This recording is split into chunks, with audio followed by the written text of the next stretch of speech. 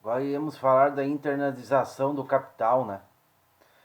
Dos países emergentes, a crise mundial, bolsas de valores, a velha economia, novo, a nova economia, né? A velha e a nova economia. São expressões constantemente citadas nos noticiários econômicos. Todas elas constituem o panorama da economia globalizada, marcado pela internacionalização do capital produtivo e especulativo. O fluxo de capitais pelo mundo não é uma situação nova, né? No mercantilismo, houve a internalização do capital comercial. E no imperialismo, a internacionalização do capital industrial. Após a Segunda Guerra, o capital produtivo se internacionalizou quando as transnacionais se instalaram nos países subdesenvolvidos. A década de 1990 foi marcada pela internacionalização do capital especulativo, né? As especulações no qual o país desenvolvido e os países subdesenvolvidos botar suas indústrias, né? Até como a gente tinha falado na parte anterior, para manter a sua lucratividade em alta, né? Buscando até inclusive matérias-primas mais baratas nesses países, né? Para o seu poderio, né, industrial. A movimentação do capital especulativo aplicado a curto prazo, o capital especulativo movimenta-se com rapidez por vários mercados, né? Em busca da maioria de lucros graças ao desenvolvimento dos meios de comunicação. Os principais atrativos que esse mercado pode oferecer são juros altos, né? E segurança. Os chamados países emergentes são os mais procurados, né? Para esse tipo de aplicação, que na realidade traz pouco ou nenhum benefício, né, para a economia nacional. Não gera produção nem emprego, apenas lucro fácil para quem aplica, né? As aplicações, né, no começo na década de 90 em países emergentes, onde os juros estavam altos, os países, grandes países industrializados, né, injetavam capital nesses países para ter alta lucratividade em cima, né? Não gerava emprego, né? Só tinha seu lucro fácil, né? Em cima de empréstimos ou até mesmo em aplicações em bancos, né? De países subdesenvolvidos para gerar em grandes lucros, né? Aonde um país com inflação alta, uma aplicação de capital estrangeiro, né? Como acontecia muito na década de 90, vamos supor aqui no Brasil, né? Depois da Constituição de 1988, aí fez as diretas já, né? E até mesmo os primeiros presidentes, o impeachment do Collor, né? Onde a economia começou a entrar em colapso, né? Com os planos, com o risco o país muito, né? Acentuado, aonde o capital estrangeiro investia em bancos aqui para ter alto lucro, né? Então, não só aqui, em outros países também tinha aonde o país desenvolvido tem a economia, sabe, em dia, aonde o juro é muito baixo, não existe como ter lucro, né, em cima disso.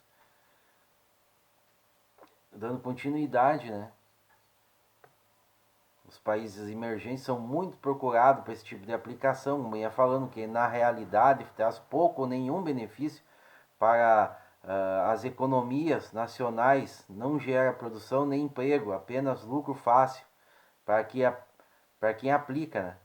Como esse capital pode ser transferido de uma hora para outra, ao menor sinal de insegurança do mercado, ele é retirado por seus aplicadores, né? Então essas estratégias de grandes de grandes capitais, né, de grandes empresas, ou até mesmo de pessoas, né, que aplicam grandes capitais e conforme o risco vai ficando maior, eles vão retirar, né, aquele grande volume, né, de dinheiro para não ter problemas futuros, né.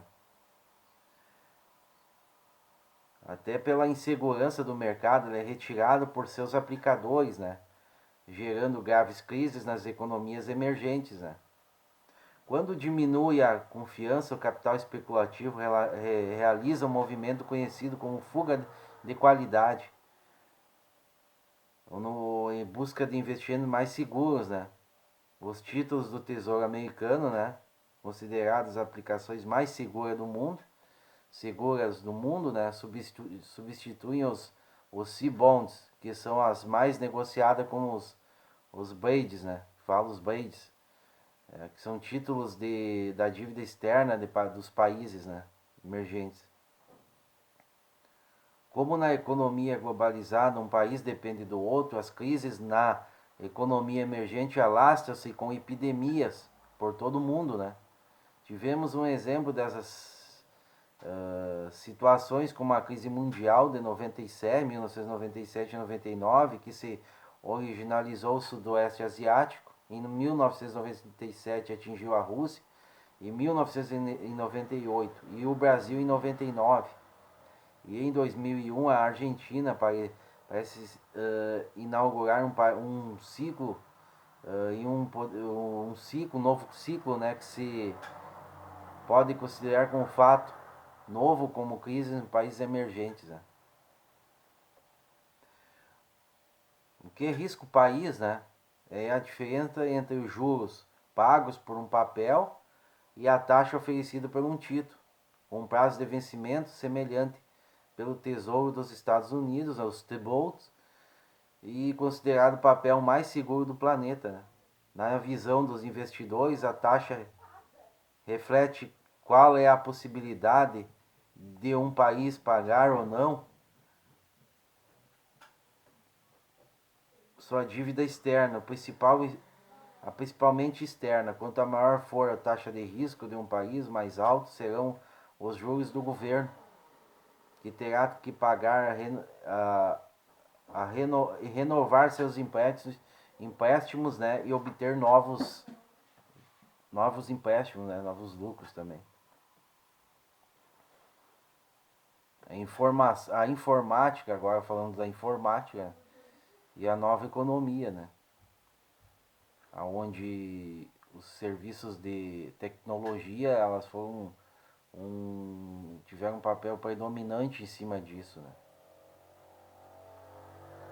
Falando no começo do século, né, a Nasdaq e a Dow Jones, que são bolsa de valores informatizadas, né, são exemplos, né, da nova e velha economia, né, onde saiu o humano e entrou as bolsas de valores de alta tecnologia. O movimento das bolsas de valores na atual fase do capitalismo retrata bem as transformações pela qual o sistema financeiro tem passado. Há uma separação no mercado financeiro de um lado e as empresas tradicionais, medidas pelo índice Dow Jones, né, que até hoje, que é a Bolsa de Valores de Nova York, do outro, a Nasdaq, na qual instituições referem-se às empresas de computadores, informáticas e telefonias, né. O índice Dow Jones mede a ação da velha economia e a Nasdaq faz o mesmo com as ações da nova economia, né. Dando exemplo, no começo do século, né, com os pregões eletrônicos, né. Com a velha economia, entendemos o mercado das empresas tradicionais, indústrias de automóveis, de tabacos, companhias de petróleo, etc. Mas a grande novidade da globalização é a que chamamos da nova economia. De certa forma, a nova economia veio alterar profundamente o mundo dos negócios e do mercado de trabalho. como reúne as empresas de computadores, a internet e a telefonia, ela é a última análise é responsável pelo processo de internacionalização dos mercados. Para que isso ocorresse na nova economia, o dinheiro passa de um lugar para o outro, ao simples toque de um computador. A internet é a grande estrela desse sistema. Ela pode significar maior contato entre as pessoas ou maior mercado para as empresas. Entretanto, essa mesma nova economia, que trouxe inúmeras vantagens, tem o seu lado negativo, depende de altos investimentos, né, de capital e de tecnologia de ponta. As facilidades oferecidas por essa empresa se restringem a uma parcela da humanidade. Países pobres não têm acesso a elas no começo do século, que aprofunda mais a diferença entre países subdesenvolvidos e desenvolvidos, onde a concentração econômica se dá mais nesses blocos econômicos, que nem o americano, né, onde tem as suas principais bolsas de valores, né, centralizada ali em Wall Street, né, fala. Por outro lado, a tecnologia sofisticada extingue postos de trabalho, e é uma realidade. E a máquina substitui o homem. Essa situação fica evidente no uso de caixas eletrônicos em bancos, né, em estacionamentos que dispensam recepcionistas e em ônibus sem a presença dos cobradores, né. E hoje também foi uma redução significativa, né, em cima disso, aonde o próprio motorista faz todo o serviço, né, tanto de cobrança como de transportar, né. Essa situação fica evidente no uso de caixas eletrônicos, né, em belos bancos e estacionamentos que dispensam recepcionistas e ônibus sem a presença de seus cobradores, né. Outras vagas são criadas nas empresas, né, da nova economia, porém é preciso uma qualificação mais apurada para a realização desse tipo de serviço, aonde que elas requerem. Então, a profissionalização, né, dos funcionários, até mesmo para garantir, né, o seu, no seu meio ali, né, de trabalho. Porém, é preciso uma qualificação, né? Os funcionários que desempenham funções mais simples e foi substituído pelas máquinas, né, quase sempre não tem condições de assumir nenhum de novos postos criados, né? Até pelo baixo índice de estudo, de profissionalização, onde é que o mundo acompanhou uma evolução quase em dimensões astronômicas, né? Onde o trabalhador não qualificado ele não tem um algo a mais, né, para entrar em uma determinada empresa. Isso aí acontece também, vai acontecer ao longo dos séculos, né? Não vai ser mudado isso, né? Até pela lucratividade dessas empresas, né, com sistemas de informações e de deixar mais a informática e as máquinas tomarem conta de meios de produção, né, de linhas de produção, diminuindo cada vez o trabalhador. Só aquele que se qualificou pode ter um lugar ao sol, né? Outras vagas são criadas nas empresas da nova economia, porém é preciso uma qualificação mais apurada, né, para realizar esse tipo de serviço que elas requerem. Os funcionários que desempenham funções mais simples e foi substituído por máquinas quase sempre não têm condições de assumir nenhum dos novos postos criados, né? As chamadas empresas .com, que usam a internet principalmente para realizar o e-commerce, o comércio eletrônico, foram os destaques da Bolsa Eletrônica no começo do século, 1999, né? Desde então, os tempos mudaram. Passada a euforia, muitas empresas mudaram, passaram, as empresas fecharam, demitiram funcionários e colocaram seu endereço eletrônico na internet, o URL. A venda, a estabilidade dessas empresas pareceram continuar, né?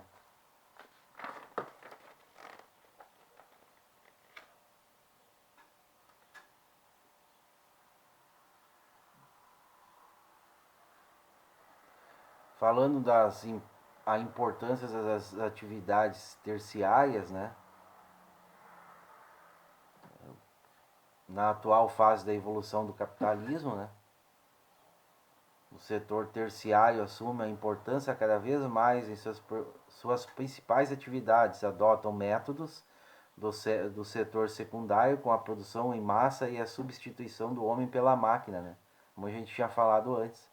Entre as atividades terciárias de grande expansão na economia globalizada, podemos destacar as empresas de telecomunicação, o turismo e o setor de prestação de serviços variados, caracterizados por pequenas empresas e o crescimento da informática da internet, né? Além disso, oferecem cada vez mais vagas, né, a empregados diferenciados, como a gente tinha falado antes, uma vez que precisam de mão de obra mais qualificada para poder operar nesses setores aí. Existem indústrias que oferecem suporte tecnológico, né? As atividades como a produção de software, né? Nem tem uma informação, uma base no Vale do Silício, ali na Califórnia, né? Já que grandes empresas foram originalizadas em cima naquela área ali, né, industrial, aonde foi cada vez mais contratando pessoas qualificadas em cima desse sistema de informação, né? Como eu tinha falado, produções de software, né, na informática e a biotecnologia para a indústria de alimentos e agricultura, né? Então, muitos aplicativos, né, que beneficia, né, a população em tudo que é setor, né, tanto industrial e tecnológico, né. Falando também dos gigantes da telecomunicação, o ramo que expande cada vez mais, compreendemos telefonia móvel fixa e internet, televisão a cabo, emissões de rádio. Hoje até tem uma parte, né, que são a cabo, o resto é tudo via satélite, constitui uns setores cujos investimentos mais têm crescido nos últimos anos.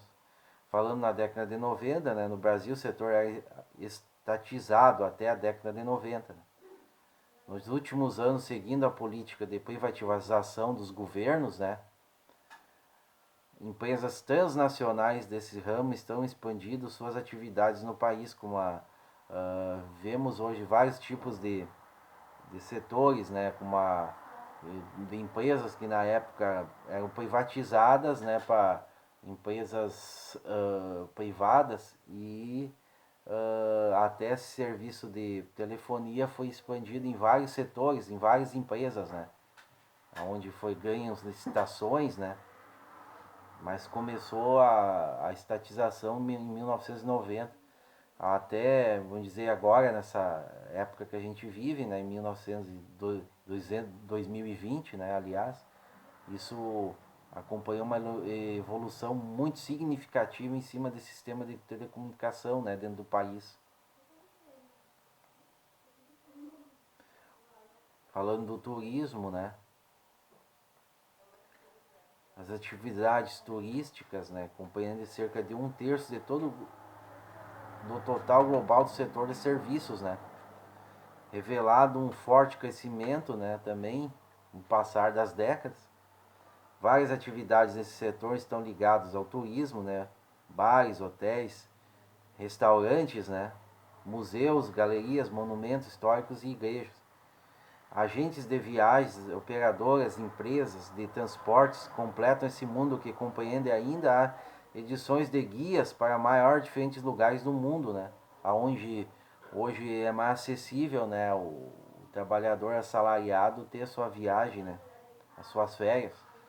O turismo cria empregos que nem sempre são bem remunerados, né? Em regiões que recebem muitos visitantes. É inevitável a existência de vendedores oferecendo toda sorte de lembranças e objetos típicos do lugar, no qual os países subdesenvolvidos, né, a população local ainda sem formação específica para empregos oferecidos procuram se beneficiar desses expedientes, ocupando cargos remunerados com baixos salários. Né?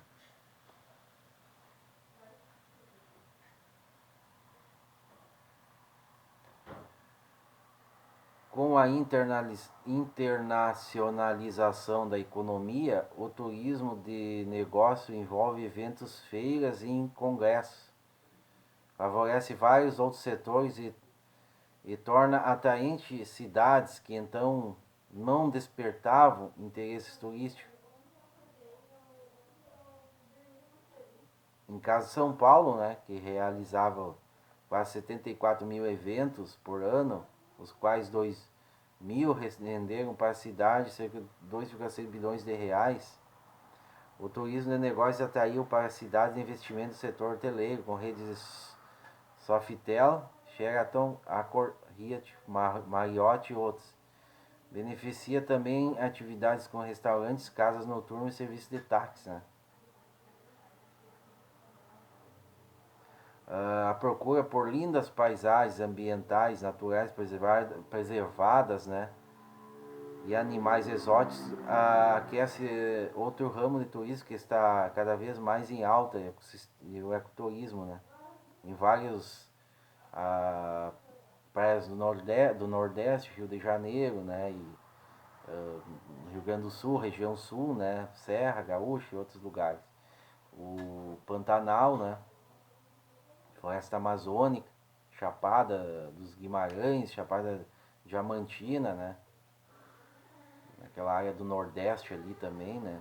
Tudo o valor, as paisagens, né? Turísticas, chama bastante atenção, né? Dos turistas, né? Em todo, dando um exemplo aqui no Brasil, né? As pequenas marcas globais são apenas as grandes empresas transnacionais que se internacionalizaram, né? Falando agora, saindo um pouco essa parte turística, né? Que faz uma grande benefício para um país, né? Quase todo o país, dando exemplo aqui no Brasil, né? E as pequenas, agora vamos falar das pequenas marcas globais, né?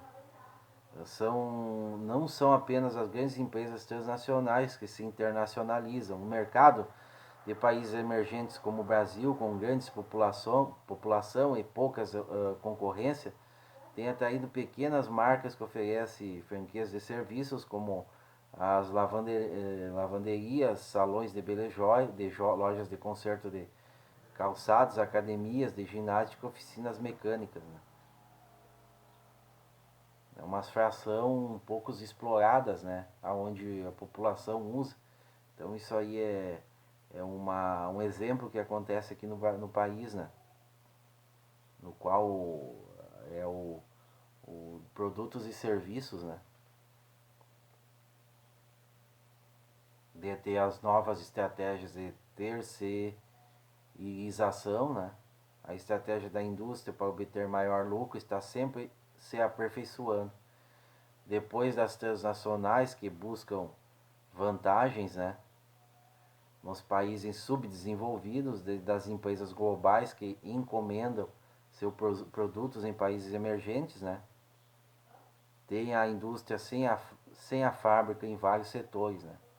A terceirização é uma forma que as empresas encontram para reduzir os custos, né? Enquanto que as terceirizações, né, acontecem em várias empresas, até para anular um pouco aqueles serviços, aqueles encargos burocráticos empregados, né?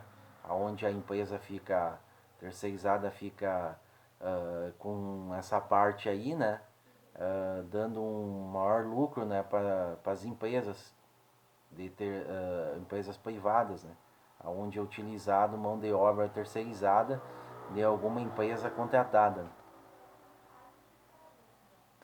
A terceirização, né, é uma forma que a empresa encontra para reduzir seus custos, né, como eu tinha falado. Consiste em contratar outras companhias para fabricar produtos e oferecer serviços, né. Apesar das vantagens financeiras que terceiriza seus produtos, corre risco, além de a quebra de sigilo, a empresa contratada pode repassar o serviço a outros, né? E com isso haver queda de qualidade. Mas na verdade a maioria, os maiores prejuízos são os empregados, né? Que podem ser despedidos se o setor que trabalham for terceirizado, né? Tem esse risco aí. Hoje em dia, muito comum em grandes empresas contratarem prestadores de serviço, como firmas de limpeza, de segurança e preparo de refeições, né? Aonde eles, nessa parte aí, diminui o encargo trabalhista da empresa e é repassado para outras empresas, né, desse ramo, tanto o ramo alimentício, né, que empresas de segurança, né, e também firmas de limpeza para a manutenção das áreas físicas de cada empresa. As linhas de produção do futuro. A indústria tem vários desafios, né, para o século XXI. E algumas delas já estão procurando vencê-los, né, assumindo algumas mudanças que vão desde o espaço físico ao quadro de empregados até a última direção aos clientes, né.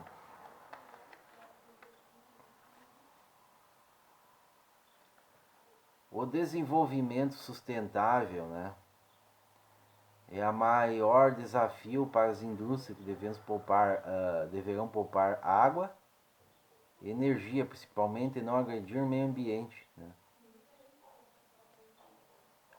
A tecnologia, informação e a qualidade total são os principais objetivos das indústrias, ao lado dos treinamentos e da especialização de pessoal, né? Isso será definitivo para acompanhar as demandas de um mercado que muda com muita rapidez. A rígida divisão taylorista, né, não terá mais lugar, pois será preciso uma integração total entre quem pensa e decide, aquela que executam, redução de custos, aumento das produtividade e da rentabilidade deverão ser atingidos. Falando um pouco aqui das fábricas do futuro, né? Seria tão bom na fábrica do futuro os funcionários não serem encarados como meio de produção, né, mas como membros de uma comunidade com vários objetivos e rituais em comum. Na fábrica da era do conhecimento, os muros que separam pessoas, tarefas e lugares serão derrubados, né? O novo modelo de produção colocará em xeque a rígida estruturas hierárquicas do passado. Executivos passarão boa parte do tempo nas linhas de montagem. Funcionários da produção participarão do gerenciamento de suas células. De tratamento desempenharão múltiplas tarefas, né? As pressões dos ativistas verdes forçarão as corporações a buscar o crescimento apoiado em práticas ambientalmente corretas. As fábricas usarão luz natural. A produção será alimentada por energia solar, né, que é uma realidade. Boa parte das estratégias, inclusive as ambientais, será discutidas com funcionários. Para controlar algum dos mais modernos equipamentos disponíveis na corporação mundial, os empregados frequentarão centros de aprendizado e terão acesso às informações e treinamentos oferecidos por meio da intranet, né? Haverá uma proximidade cada vez mais com o cliente, com o consumidor, né? Muita coisa que foi relatado num texto adaptado, né, do Cláudio Vassalo, né, que ele fez em 2001. Algumas coisas aconteceram, outras se mantiveram. Né? O homem da produção precisará entender o comportamento do consumidor. Né? A nova fábrica estará centrada no desenvolvimento dos produtos. Né? O fornecedor e seus funcionários estarão presentes em todas as fases de produção. Alguma coisa aconteceu, né? Mas outras ficou um pouco, não mudou muito, né? Pode ser que ao futuro distante, pode ser que alguma coisa será incorporada em cima disso. A nova fábrica não será apenas encarada como uma iniciativa ecologicamente correta, mas como um passo na perenização do negócio. As companhias de sucesso no futuro serão aquelas que conseguirem inovar de forma sustentável, né? Aí falando também, né, sobre as bolsas de valores, né? Valor dos bens da empresa, descontado seu desempenhar, valor principal, define o preço de uma ação, né? Aí também falando, como a gente tinha comentado em cima disso, né? A gente tinha falado sobre o começo, né, da internalização do capital, né? Falamos do capital especulativo, né? No qual falamos do risco país, né? Onde no começo do século foi grandes países desenvolvidos usaram países subdesenvolvidos para ter lucro, né, em seus empréstimos, né? Falamos da inovação da informática, a nova e a velha economia, né? As importantes atividades terciárias, né? Onde teve o desenvolvimento da globalização, a economia globalizada, os meios de produção de software, né, a biotecnologia, né, os gigantes da telecomunicação, né, que hoje as estatais venderam, né, o Estado vendeu para as grandes empresas, né, os turismos, né, que acontece dentro do país, onde é acessível, né, para todos o trabalhador assalariado. As pequenas marcas globais, né, que são dentro do país, salões de beleza, que fazem concertos, as academias, né, oficinas de mecânicos e outras, enfim, e outros meios de produção. As terceirizações, né, onde as grandes empresas têm um lucro em cima disso, né, não tem tanto encargo trabalhista, né, é passado para as empresas terceirizadas, né, para sua manutenção e é contratado vários tipos de serviços, né. As linhas de produção do futuro, né, as informações, as tecnologias de informação e de qualidade, né, também falando sobre tudo isso aí, né, as inovações ao longo do século, né, onde teve uma mudança significativa em cima de todas essas áreas, né, que foram faladas agora, né, tanto econômicas e de serviços, né, sobre empresas que conseguem ter alta lucratividade em cima de países subdesenvolvidos, né, países desenvolvidos com grandes conglomerados indo para países subdesenvolvidos e pessoas investidores, né, onde aplicam no baixo risco país, né, que tem também aonde o risco país estiver muito acentuado, é retirado aquele lucro, né, desse determinado país, né. A velha e a nova economia que a gente tinha falado, né. O turismo, que é uma faixa predominante, né, do começo do século, onde é que as pessoas têm acesso o trabalhador assalariado, né? As bolsas de valores também, a gente está essas definições, né? onde a bolsa da Nasdaq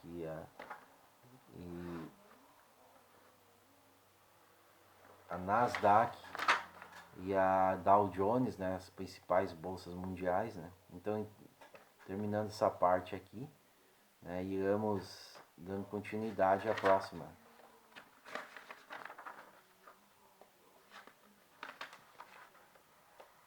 Vamos falar agora dos